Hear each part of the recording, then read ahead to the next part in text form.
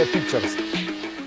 Lietuvos kurčiųjų sporto komitetas, siekdamas, kad kurčiųjų bendruomenė teisingai sportuotų, šiandien specialistų pagalba supažindins su pratimais, kuriuos reikia atlikti apšilimo metu prieš aktyvę bėgiojimo treniruotę, bei atpalaiduojančius pratimus po treniruotės. Tai vat.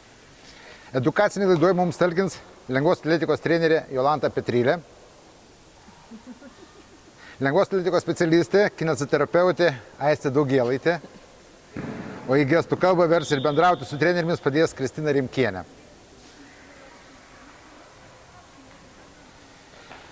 Mielos specialistas turbūt, ne pirmą dieną į lengvos atletikos maniežą ateinantys žmonės, sporto mėgėjai prieš intensyvią treniruotę daro kažką ne taip, ne? Nes būna, kad ir atrodo patyrę specialistai, bet vis tiek sportininkai, tai vat. Gerbiama Aistė, gal nereikia apšilimo prieš treniruotę? Gal persirengiai, užsimaukštinai sportbačius ir pirmin, kiek širdis leidžia ir kojas traukia?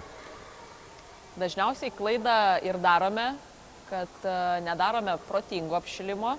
Labai svarbu yra paruošti raumenis ir širdį ateinančiam krūviui. Todėl svarbu yra sukelti pulsą. Tai reiškia rinktis kažkokius lengvesnius pratimus, kurie skatintų kraujotakos aktyvumą. Taip pat svarbu yra šiek tiek prasitempti. Tempimai neturi būti ilgi, bet jie turi būti tokie, kad pilnai ištemptų raumenis ir šiek tiek juos apšildytų. Tada galima rinkti savo sportinę veiklą, kuri jau atitinka varžybinės situacijas. Trenerė, nuo ko patartumėt pradėti pirmasis treniruočių minutės? Tai pagrindinis mūsų lengvaatlečių apšilimas, tai yra lėtas, ramus bėgimas, kad suaktyvinti visą kraujotaką,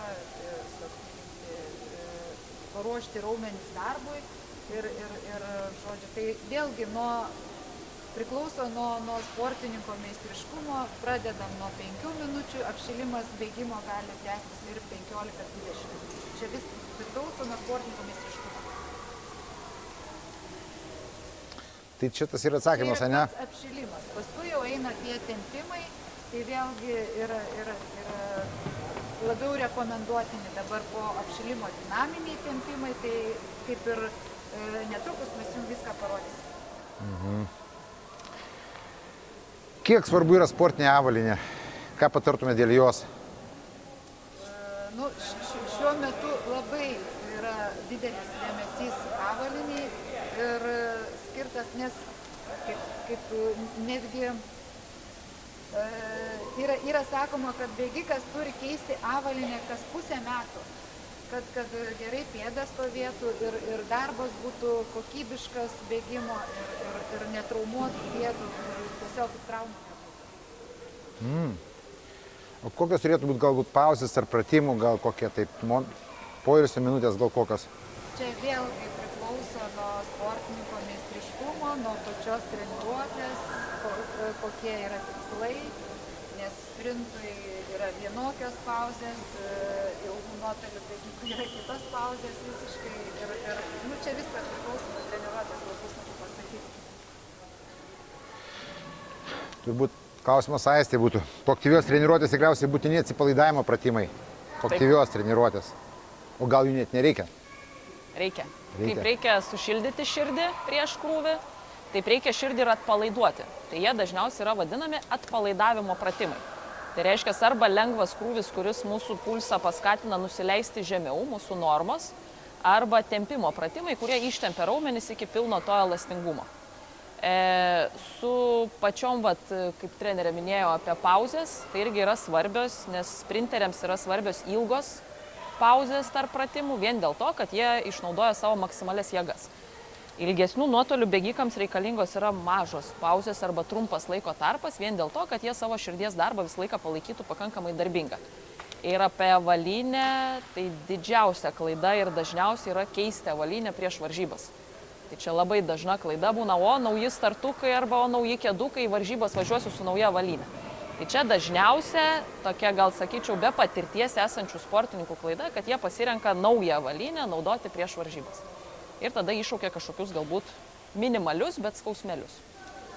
Tai čia gal, matot, tas ir noras yra pasirodyti su naujais sportbačiais, su ryškiais sportbačiais.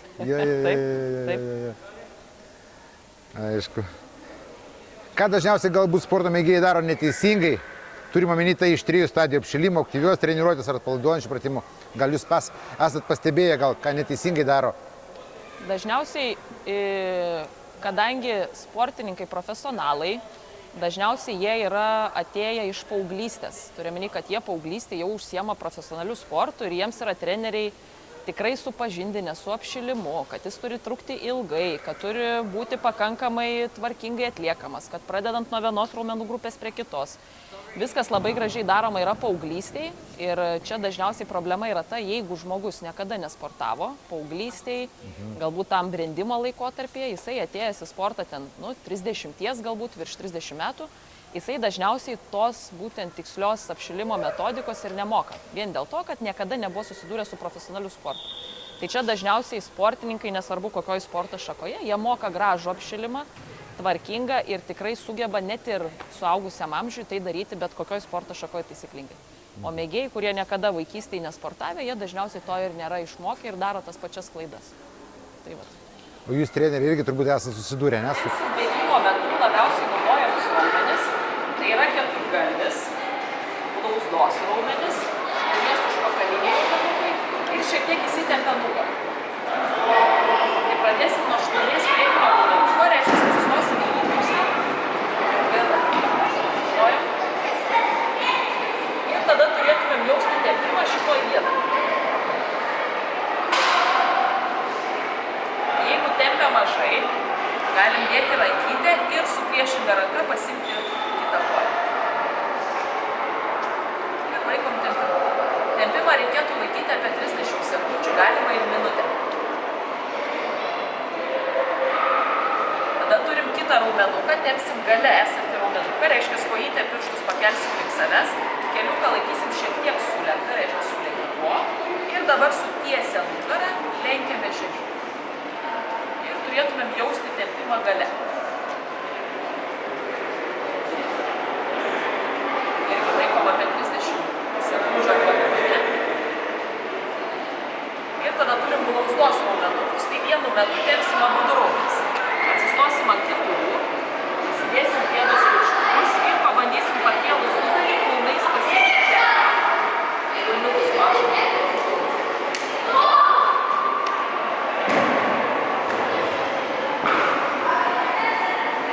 Ir tada turim paskutinį tempimą nugaros raumenukams.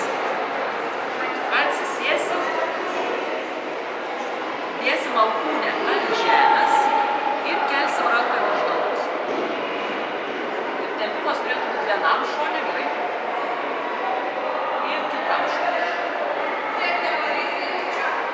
Svarbiausiai po treniruotės pratempti tuos raumenis, kurie jaučiame, kad tą treniruotės metu dirba. Tam, kad išvengti kitos dienos raumenų skausmų.